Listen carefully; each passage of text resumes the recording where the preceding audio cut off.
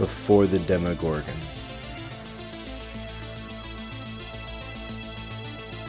Before the Mind Flayer. Terror for a human face.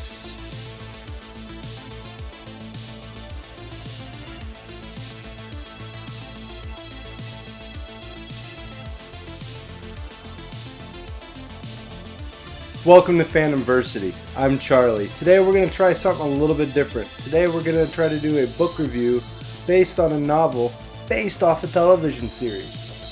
So if you like this, let us know down in the comments below and let us know what kind of books you would like to hear us do next. Don't forget to click subscribe and stay up to date with all of our sweet videos. Don't forget to smash that like button. That way you can get notified every time we post new content. So if you're like me, you must have binged seasons 1 through 3 of Stranger Things like that. I mean, as soon as they came on, my wife and I, we were glued to the television just trying to get all the Stranger Things goodness inside. But the Duffer Brothers did say that they're only going to do 4 seasons of Stranger Things. We have 3 down already, which leaves us only 1 more. So I was kind of disappointed when I heard that. But then I realized that Stranger Things is going to be doing something a lot like Star Wars is doing, where they're expanding into different mediums. So I just realized when I visited our local comic shop that they have Stranger Things comic books out now. And now when I was cruising on Audible, I was surprised when I saw that they had Stranger Things novels. Mine was blown. It's guaranteed to satisfy your cravings for Hawkins better than an Eggo. Written by Gwenda Bond, Suspicious Mind tells the story of Terry Ives. If you remember, she's a reoccurring character from the first and second season of Stranger Things. Set in 1969, Suspicious Mind tells the troubling story of Terry Ives and her process through the Hawkins lab as a test subject under Dr. Brenner, and reveals the identity of Eleven's father, her true papa. Just as we've come to expect from Netflix's behemoth Stranger Things, this novel is bursting with pop culture references as well.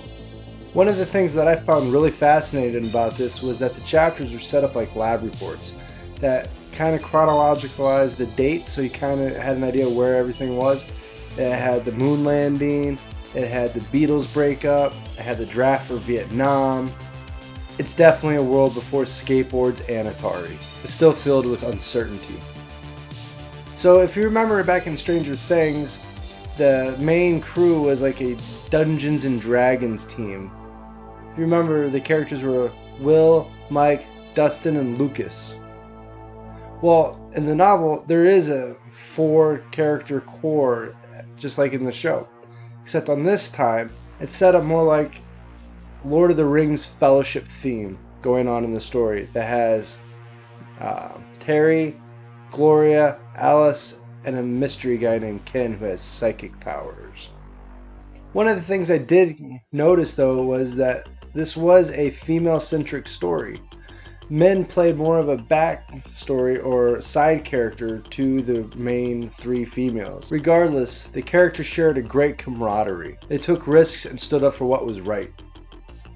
Ultimately, we know how the story plays out with Eleven's mother and father, if you've watched the show along with me.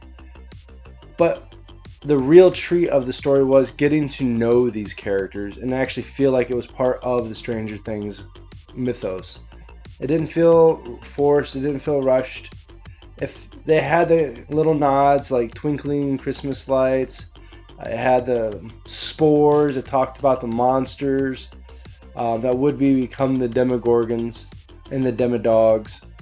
But what was really cool was actually getting to know these female characters, and they were fleshed out well enough that it didn't feel like a forced agenda at all. What makes me a little bit sad though is that these characters will never get a chance to shine on screen together as what I've experienced with them in the novel form. I really hope that they continue to go along and follow the Star Wars like if they pull a page out of the Star Wars playbook and continue like sharing their story through different mediums. I'm looking forward to reading the rest of the novels from Stranger Things. That they have 2 more out. I'm going to try to stop down by the comic store and see if I can get some more of their comics as well. If you want, I could do a review on those as well. Just let me know down in the comments if you want to see any more of the Stranger Things videos about the books or the comics. Make sure you click like and subscribe. Stranger Things, Suspicious Minds, written by Gwenda Bond, is out right now on Del Rey Publishing. Alright, thanks a lot, guys. Stay nerdy.